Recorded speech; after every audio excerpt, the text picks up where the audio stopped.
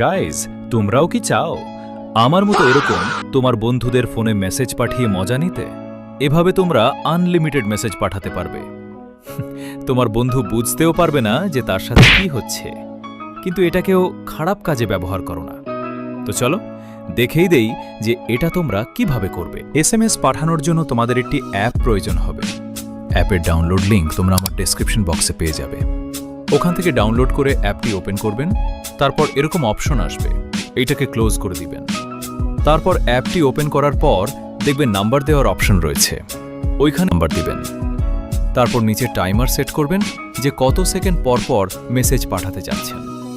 তারপর নিচের ওই সবুজ বক্সে ক্লিক করবেন, দেখবেন সাথে সাথে এসএমএস আসতে লাগবে। আর নিচের এই ইমেল অপশনে ক্লিক করে তোমরা ইমেলও পাঠাতে পারবে। তো এইভাবে অ্যাপটি ব্যবহার করো আর তোমার বন্ধুদের সাথে মজা নাও।